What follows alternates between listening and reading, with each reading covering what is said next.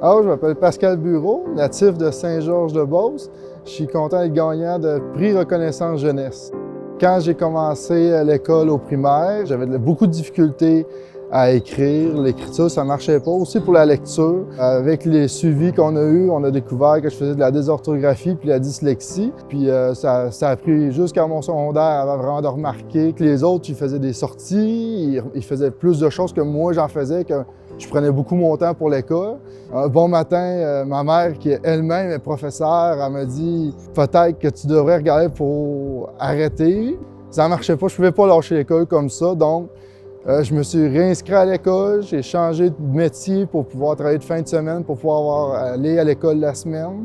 Je me suis battu à être sûr de pouvoir garder l'emploi. Ils m'ont adoré parce que j'étais travaillant et persévérant. Quand je travaille avec les autres personnes, bien, je vais tout faire pour les aider. Tu sais, j'ai travaillé vendredi, samedi, dimanche, je fais des 12 heures. Après ça, j'étais à l'école la semaine.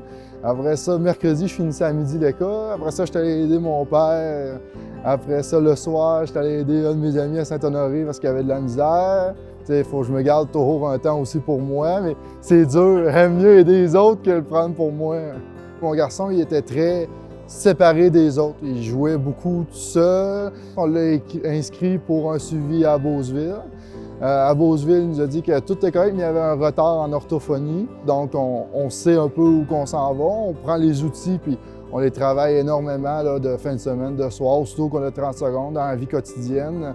Alors, pour moi, gagner la reconnaissance, c'est le coup de cœur.